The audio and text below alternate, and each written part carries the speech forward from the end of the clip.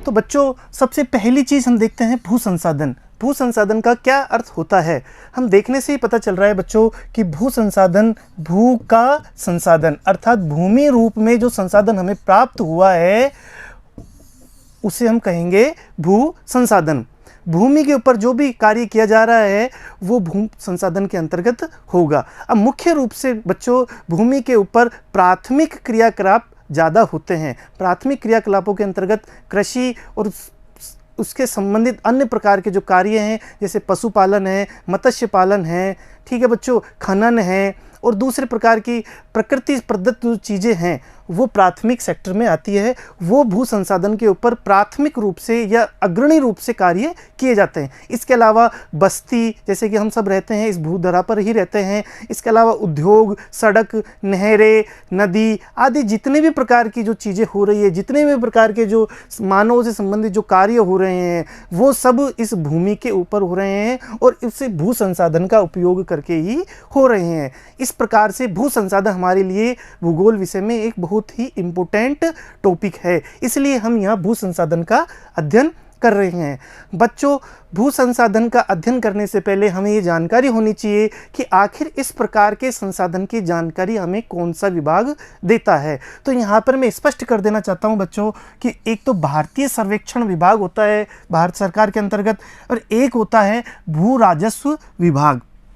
ये दो अलग अलग विभाग है। इन दोनों विभागों का क्या क्या कार्य है देखते हैं बच्चों कि जो भारतीय सर्वेक्षण विभाग है वो भारत की प्रशासनिक इकाइयों के अंतर्गत, प्रशासनिक इकाइयों का अर्थ होता है कि राज्य, जिले जो प्रशासन के हिसाब से कार्य करती है, उन क्षेत्रों के अंतर्गत सही जानकारी भारतीय सर्वेक्षण विभाग देता है। अर्थात उन क्षेत्रों में कौन सी चीज़ें या कौन सा क्षेत्र है, ठीक है बच्चों, और वो भूमि जो उन क्षेत्रों में है वो किस प्रकार के उपयोग में ली जा रही है।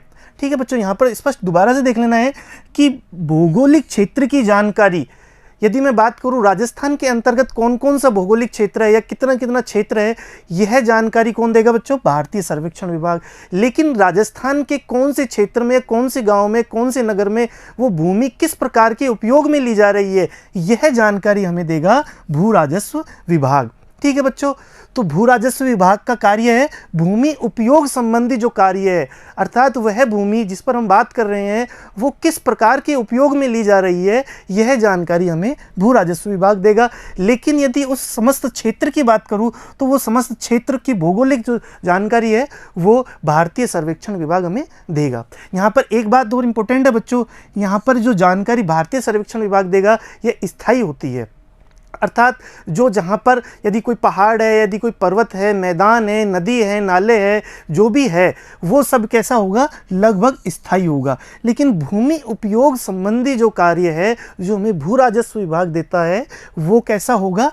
परिवर्तनशील हो सकता है। जैसे कि इसका उदाहरण मैं बताऊं बच्चों, जहां पर पहले कृषि हो रही है, हो सकता है भविष्य में वहां पर बस्ती बस जाए या फिर दूसरे प्रकार के उद्योग, सड़क, नहर, दूसरे प्रकार की कोई चीज़ें वहां पर भू उपयोग में ली जा सकती है। इस कारण से यह जो भू उपयोग संबंधी अभिलेख है जो हमें भू राजस्व विभाग देता है यह परिवर्तनशील होता है, जबकि जो भारतीय सर्वेक्षण विभाग जो हमें देता है वह कैसा होता है बच्चों? स्थायी होता है। ठीक है, इसके बाद देखते हैं कि भारत में भू राजस्व विभाग द्वारा भूमि उपयोग को 9 भागों में बांटा गया है।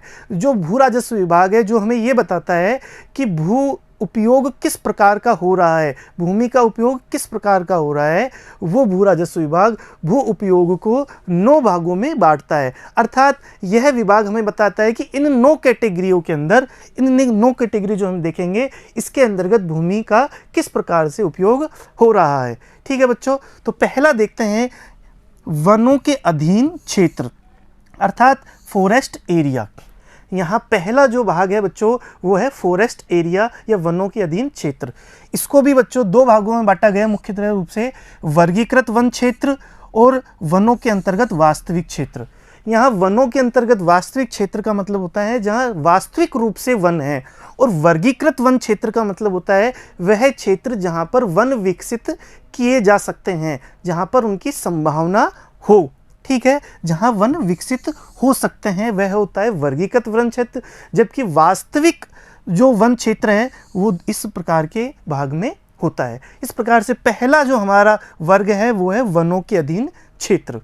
ठीक है बच्चों, दूसरा है हमारा गैर कृषि कार्यों में प्रयुक्त भूमि।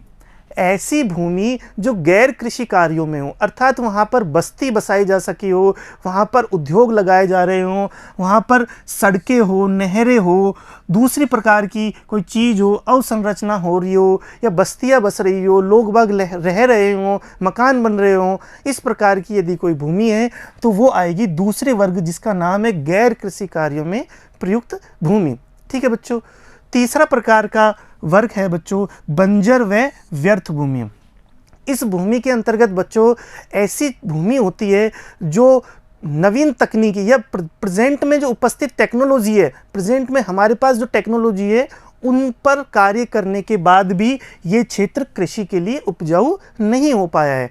अर्थात वर्तमान स्थितियों में, वर्तमान परिस्थितियों में इस क्षेत्र को हम कृषि के लिए उपयोग में नहीं ला सकते। हो सकता है भविष्य में ऐसी कोई टेक्नोलॉजी आ जाए जिससे ये बंजर भूमि भी हमारे लिए उपयोग में आने वाली चीज़ हो, लेकिन वर्तमान परिस्थितियों के हिसाब से बच्चों यह जो क्षेत्र है बंजर व व्यर्थ भूमि के अंतर्गत यह कृषि के लिए अनुपयोगी होती है। तो इसके अंतर देखो, बंजर पहाड़ी क्षेत्र है, कोई मरुस्थल है आदि जो क्षेत्र है वो तीसरे वर्ग के अंतर्गत आती है बच्चों।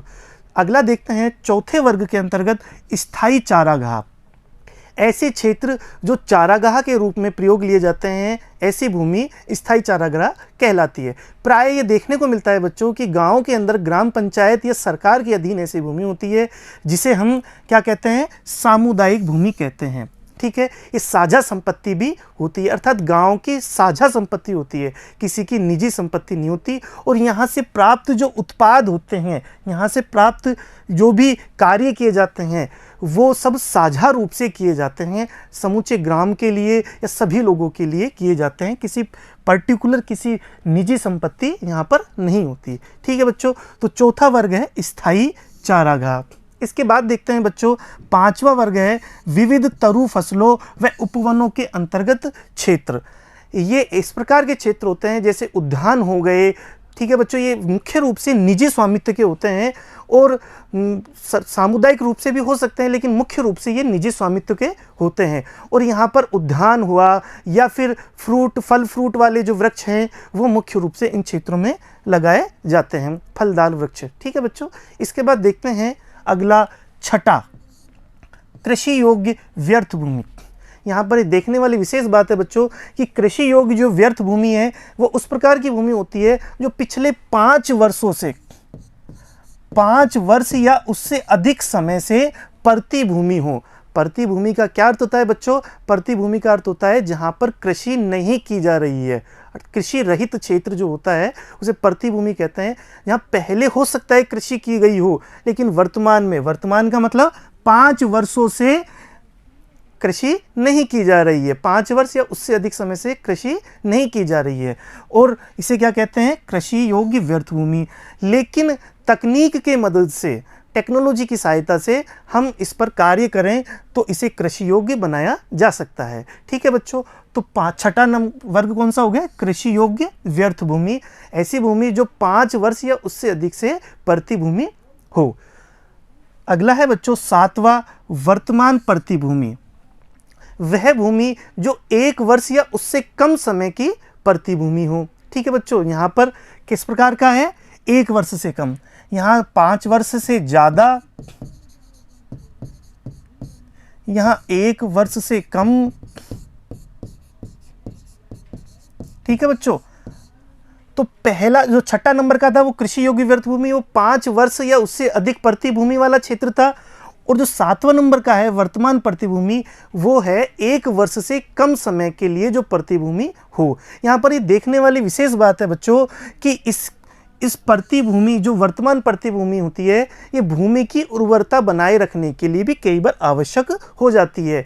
अनेक कारणों से सिंचाई जैसी सुविधा या मिट्टी की उर्वरता कम होने के कारण कुछ समय के लिए किसान भूमि को परती छोड़ देते हैं, तो वो किस में आ जाती है? वर्तमान परती भूमि में कुछ समय के लिए, 4 महीने के लिए, 6 महीने के लिए। ठीक है बच्चों, तो 1 वर्ष से कम समय के लिए जो परती भूमि छोड़ी जाती है उसे वर्तमान परती भूमि में रखते हैं।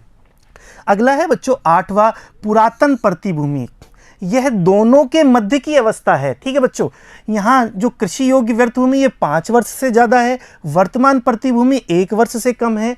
तो 1 वर्ष से और 5 वर्ष तक, 1 वर्ष से और 5 वर्ष तक यदि कोई प्रतिभूमि होगी तो उसे हम क्या कहेंगे? पुरातन प्रतिभूमि। ठीक है बच्चों, ये तीनों इंपॉर्टेंट है, एक बार देख लेना है, इनको समझ लेना है। 5 वर्ष से अधिक है तो कृषि योग्य व्यर्थ भूमि, 5 वर्ष और 1 वर्ष के मध्य है तो पुरातन प्रतिभूमि, और 1 वर्ष से कम है तो वर्तमान प्रतिभूमि। 3 प्रकार की ये कैटेगरी यहाँ पर भू राजस्व विभाग ने बनाई थी। इसके बाद 9वां नंबर है बच्चों निवल बोया गया क्षेत्र, अर्थात वह क्षेत्र जहाँ वास्तविक रूप से प्रेजेंट में कृषि हो रही है। ठीक है, जहाँ प्रतिभूमि नहीं छोड़ा जा रहा है उसे कहते हैं निवल बोया गया क्षेत्र, नेट एग्रीकल्चर एरिया। इस प्रकार से बच्चों 9 वर्गों में भू राजस्व विभाग ने भू उपयोग को बांटा है, और ये 9 वर्गों को हमें याद करना है, समझना है। एग्जाम में इस प्रकार के छोटे या बड़े क्वेश्चन भी आ सकते हैं। ठीक है बच्चों, इसके बाद देखते हैं हम कि भारत में भू उपयोग परिवर्तन किस प्रकार से हो रहा है।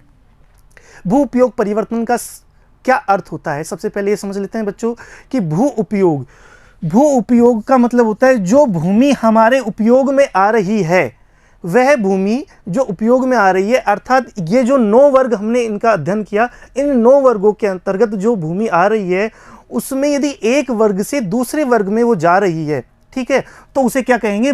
भू उपयोग परिवर्तन कहेंगे। भू उपयोग परिवर्तन से हमें क्या समझ में आया बच्चों कि भूमि जो पहले किसी और उपयोग में आ रही है, वह भूमि जो पहले किसी और उपयोग में आ रही थी, लेकिन उसका परिवर्तन करने के पश्चात वो किसी दूसरे प्रकार के उपयोग में आने लग गई। अब कौन से उपयोग में आने लग गई? 9 प्रकार के हमने वर्ग पढ़े थे।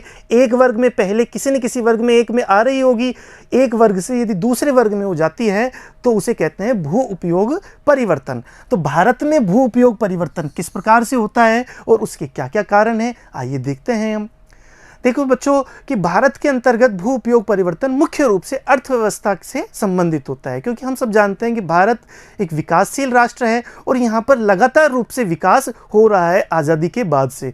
अब लगातार यदि विकास होगा, अर्थव्यवस्था में बदलाव होगा, तो यहाँ पर भू उपयोग में परिवर्तन भी होगा, हम सब जानते हैं। तो भारत किसी क्षेत्र में भू उपयोग अधिकतर वहाँ की आर्थिक क्रियाओं की प्रकृति पर निर्भर होता है। मुख्य रूप से वहाँ की आर्थिक जो क्रियाएं हैं वो किस प्रकार की हो रही है, इस पर भू उपयोग परिवर्तन निर्भर होता है। तो आइए अर्थव्यवस्था में ऐसे कौन कौन से कारक है जिस कारण से भू उपयोग प्रभावित होता है, देखते हैं बच्चों। पहला कारक है अर्थव्यवस्था के आकार में बदलाव।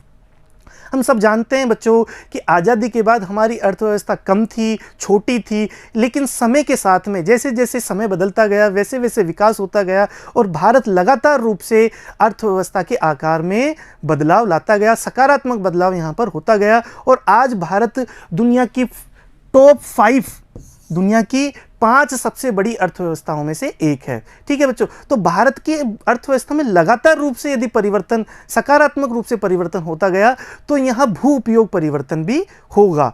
ठीक है बच्चों, तो किस प्रकार से होगा? भूमि पर दबाव बढ़ेगा और सीमांत भूमि का प्रयोग भी यहाँ पर लाया जाएगा।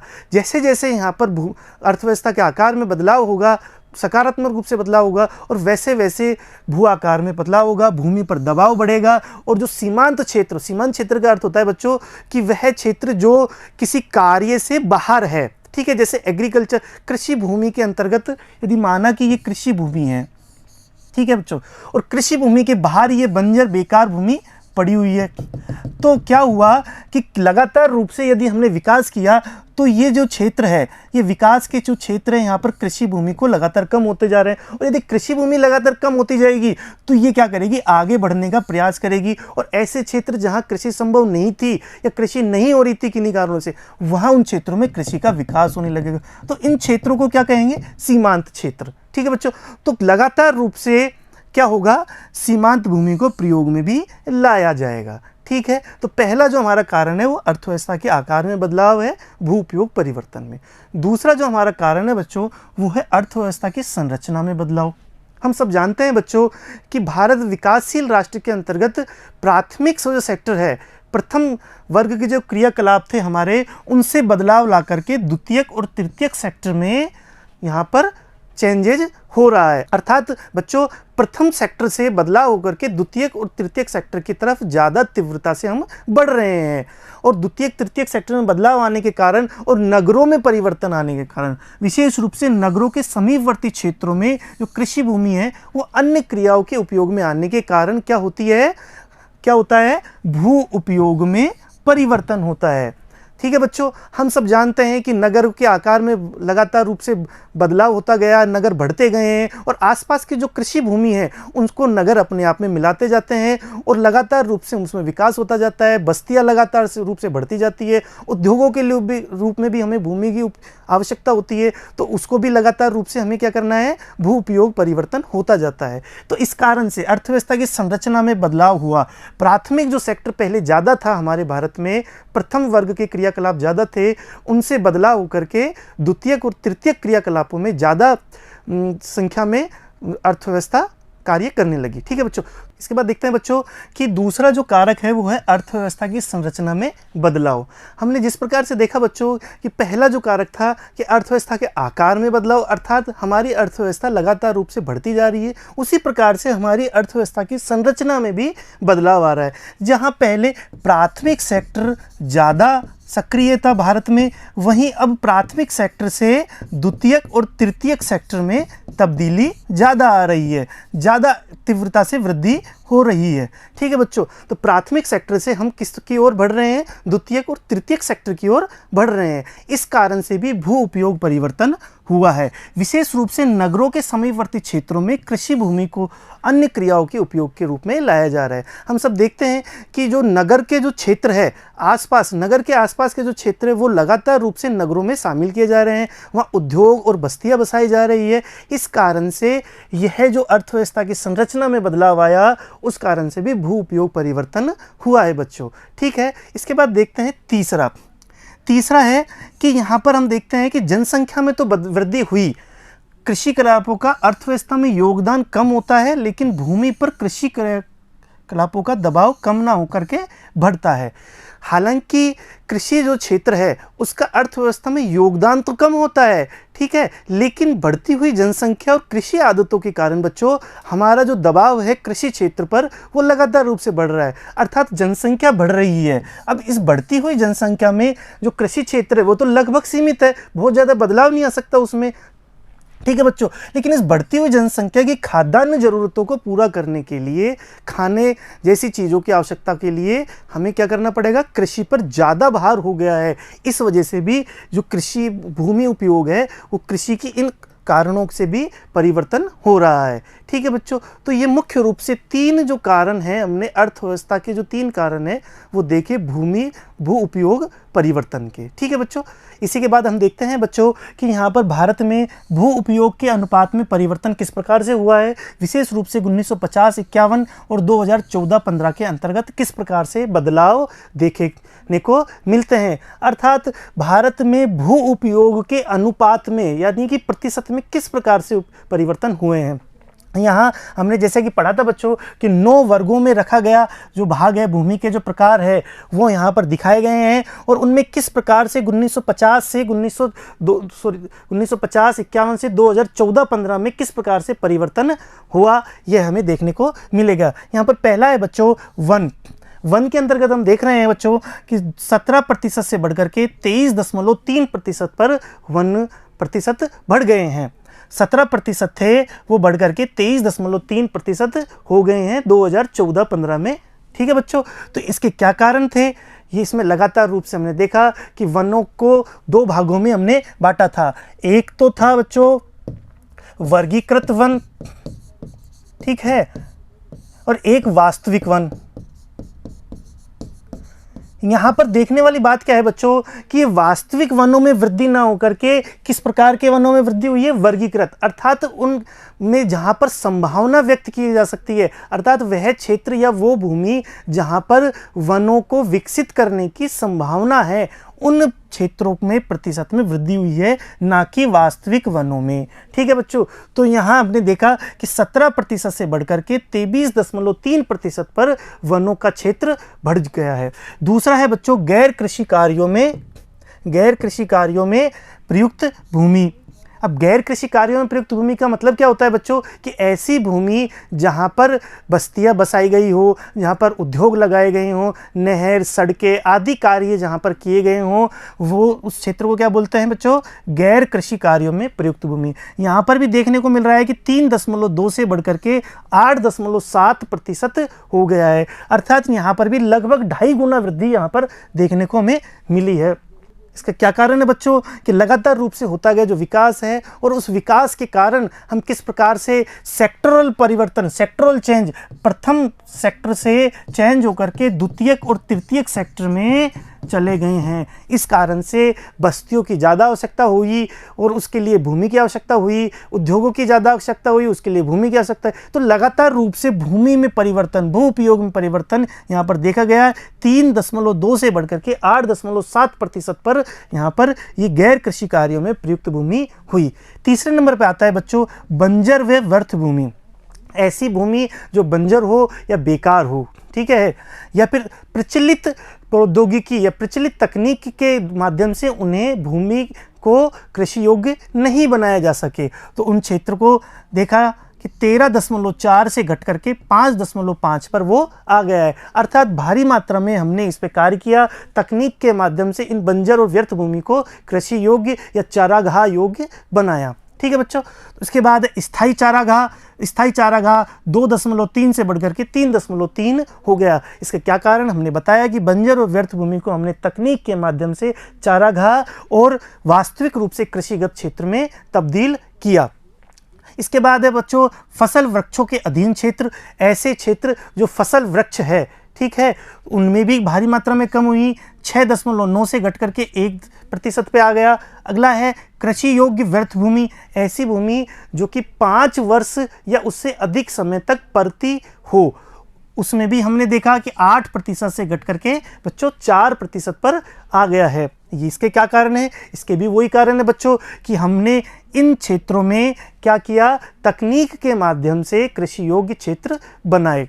इसके बाद देखते हैं कि वर्तमान प्रति के अतिरिक्त प्रति भूमि, अर्थात ऐसी क्षेत्र जो 1 वर्ष से 5 वर्ष के मध्य प्रति हो, उसमें भी हमने देखा कि कमी आई, 6.1 से घट करके 3.6 तक आ गया।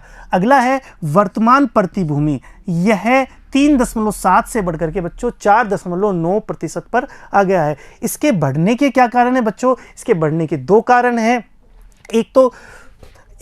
इसके बढ़ने के 2 कारण कौन कौन से हैं बच्चों, देखो वर्तमान प्रति भूमि है, एक तो वर्षा की अनिश्चितता और एक है फसल चक्र। ये दोनों प्रकार के कारण हमने पढ़े कि वर्षा अनिश्चित रूप से, कभी वर्षा कम आती है, कभी मानसून कम आता है, कभी ज़्यादा आता है, या फिर कभी कभी तो अकाल भी पड़ जाता है। ऐसी परिस्थितियों में वर्षा की अनियमितता के कारण कुछ क्षेत्र परती छोड़ दिया जाता है। यह 1 वर्ष से कम होता है, इस वजह से इसे वर्तमान प्रतिभूमि में रखा जाता है। इसी प्रकार से फसल चक्र के अंतर्गत हम मृदा की उर्वरता बनाए रखने के लिए कुछ समय के लिए वो क्षेत्र परती के रूप में छोड़ देते हैं, जिससे कि मृदा की उर्वरता में वृद्धि हो, और उसके कारण ये वर्तमान प्रतिभूमि में बदलाव कैसा देखने को मिला, सकारात्मक, अर्थात इसमें वृद्धि देखने को मिली। अगला है बच्चों निवल बोया गया क्षेत्र। यह निवल बोया गया क्षेत्र क्या होता है, ये निवल बोया गया क्षेत्र होता है बच्चों वास्तविक रूप से कितना क्षेत्र या कितनी भूमि कृषि योग्य कृषि कर रहे हैं। ठीक है बच्चों, तो यहाँ पर देख रहे हैं 41.7 से बढ़कर के 45.5 पर हो गया है। कब, 1950-51 से 2014-15 के मध्य। तो इस प्रकार से 9 के 9 वर्गों को हमने देखा कि इन दशकों में, ठीक है बच्चों, आज़ादी के बाद से 2014-15 तक ये 9 वर्गों में किस प्रकार के परिवर्तन देखने को मिले, और इन परिवर्तनों के आधार पर ही हमने देखा कि किस प्रकार से भारत विकास कर रहा है और भू उपयोग परिवर्तन यहाँ देखने को मिल रहे हैं। इसके बाद देखते हैं बच्चों कि स्वतंत्रता पश्चात, यहाँ स्वतंत्रता पश्चात किस प्रकार से अर्थव्यवस्था में बदलाव आया। भूमि उपयोग परिवर्तन भी प्रभावित हुआ। जहां पहला सेक्टर है वन क्षेत्र में वृद्धि सीमांकन के कारण हुई है, न कि देश में वास्तविक वन आच्छादित क्षेत्र के कारण। अर्थात यहां पर सीमांकन या वर्गीकृत क्षेत्र में बदलाव आया, इस वजह से यहां पर वृद्धि देखी गई। वास्तविक रूप से जो वन क्षेत्र है उसमें वृद्धि नहीं हुई। दूसरा है बच्चों गैर कृषि कार्यों में प्रयुक्त क्षेत्र। यहाँ पर गैर कृषि कार्यों में, यहाँ पर हमने देखा गैर कृषि कार्यों में प्रयुक्त क्षेत्र 3.2 से बढ़कर के 8.7 तक बढ़ गया था। तो इसमें वृद्धि के क्या कारण है? सेक्टर परिवर्तन तथा नगरों का विकास। तो सेक्टर परिवर्तन प्रथम सेक्टर से बदल करके हम द्वितीयक और तृतीयक क्रियाकलापों में ज़्यादा अग्रणी हो रहे हैं। साथ ही नगरों का विकास भी यहाँ पर हमें देखने को मिल रहा है। इस वजह से बच्चों यहाँ पर गैर कृषि कार्यों में प्रयुक्त भूमि में भारी मात्रा में लगभग 2.5 गुना हमने यहाँ पर इजाफा देखा। इसके बाद देखते हैं बच्चों तीसरा, वर्तमान प्रतिभूमि में वृद्धि का कारण वर्षा की अनियमितता तथा फसल चक्र है। वर्तमान प्रतिभूमि यहाँ पर मैंने बताया आपको कि 3.7 से बढ़कर के 4.9 हो गया। ये किस कारण से हुआ? ये फसल चक्र और वर्षा की अनियमितता के कारण से हुआ। ठीक है बच्चों, तो यहाँ पर हमने इसके विभिन्न कारण देखे और इन कालखंडों में परिवर्तन का स्वरूप देखा। आगे देखते हैं बच्चों साझा संपत्ति संसाधन का क्या अर्थ होता है, ये किस प्रकार से इनमें कार्य करता है। तो हमने भू संपत्ति को बच्चों 2 भागों में बांटा। भू संपत्ति अर्थात भूमि जो संपत्ति के रूप में है वो 2 भागों में बांटा जा सकता है। पहला है निजी संपत्ति, दूसरा है साझा संपत्ति। निजी संपत्ति हम सब जानते हैं बच्चों कि जो पर्सनल या निजी रूप से व्यक्ति या व्यक्तियों के समूह की हो वो क्या होगी? निजी संपत्ति होगी। एक व्यक्ति या व्यक्तियों का अधिकार यहाँ पर होता है। ठीक है, जबकि साझा संपत्ति में राज्य का अधिकार होता है। राज्य का अर्थ यहाँ पर सरकार या ग्राम पंचायत या सार्वजनिक रूप से कोई उसका अधिकार होता है। ठीक है बच्चों, यहाँ व्यक्तिगत उपयोग के लिए की जाती है, यहाँ पर ये साझा संपत्ति सामुदायिक उपयोग के रूप में की जाती है। ठीक है बच्चों, तो यहाँ साझा संपत्ति को हमने देखा कि राज्य का अधिकार होता है और सामुदायिक उपयोग के रूप में यहाँ पर साझा संपत्ति उपयोग में ली जा सकती है। इसके बाद देखते हैं कि ये साझा संपत्ति किस प्रकार से यहाँ पर उपयोगी है। तो ग्रामीण क्षेत्रों में भूमिहीन छोटे कृषक, मजदूर, महिलाएं के लिए विशेष इनका महत्व है। क्यों महत्व है बच्चों? क्योंकि वहाँ से चारा, ईंधन, लकड़ी व अन्य वन के उत्पाद प्राप्त किए जाते हैं। यहाँ पर एक बात और विशेष बता दूं बच्चों कि ये जो साझा संपत्ति है, ये साझा संपत्ति किसी भी गांव के अंतर्गत बहुत इम्पोर्टेंट योगदान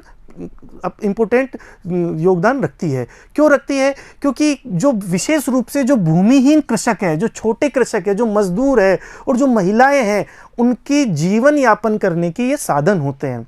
इसी के अंतर्गत बच्चों सरकार ने एक स्कीम चलाई थी सामाजिक वानिकी। ठीक है, इस सामाजिक वानिकी के अंतर्गत बच्चों ये साझा जो संपत्ति है, ठीक है, ये सामुदायिक जो क्षेत्र है, इन क्षेत्रों को ऐसे लोगों को या आदिवासियों को, स्थानीय लोगों को दे दिया कि जिस तरीके से सरकारी संपत्तियों को लीज पर देते हैं। हालांकि लीज पर नहीं दिया, लेकिन एक तरीके से उस तरीके से दे दिया। और इन क्षेत्रों को माना कि ये क्षेत्र है, ये बंजर है, बेकार है, सामुदायिक है या चारागाह के रूप में है, या कोई पहाड़ी का क्षेत्र है जो सरकारी या सामुदायिक है। ठीक है बच्चों, इस क्षेत्र का पहले कोई उपयोग नहीं हो रहा था। यहाँ सरकार ने इस प्रोग्राम के तहत, सामाजिक वानिकी प्रोग्राम के तहत, इस क्षेत्र को स्थानीय लोगों को दे दिया। विशेष रूप से ऐसे लोगों को जो भूमिहीन थे, ठीक है बच्चों, मजदूर थे या जिनका जीवन यापन करने में कष्ट आ रही थी, कठिनाई आ रही थी, उन लोगों को दे दिया कि इस क्षेत्र में आप कार्य कर सकते हो, वृक्षारोपण का कार्य कर सकते हो, चारे के लिए कार्य कर सकते हो या दूसरे प्रकार के उपयोग में इसको ला सकते हो। और यहाँ से जो उपज प्राप्त हुई, यहाँ से जो प्रोडक्ट प्राप्त हुआ बच्चों, वो वहाँ पर सामुदायिक रूप से उन्होंने प्राप्त कर लिया। यानी सब ने मिलकर के कार्य किया और सब ने मिलकर के उसका लाभ उठाया। इस प्रकार के कार्य को सरकार ने सामाजिक वानिकी के अंतर्गत प्रयोग में लाया था और ये बहुत ही ज़्यादा सफल प्रोग्राम रहा था। ठीक है बच्चों, तो इस प्रकार से साझा संपत्ति एक विशेष रूप से भूमिहीन छोटे कृषक, मजदूर है, महिलाएं हैं, उनके लिए बहुत ज़्यादा उपयोगी होती है। इस प्रकार से बच्चों आज हमने पढ़ा भू उपयोग। भारत के अंतर्गत भू उपयोग किस प्रकार से हैं, भू राजस्व विभाग ने 9 वर्गों में किस प्रकार से भू उपयोग को बांटा है और साझा संपत्ति क्या होती है।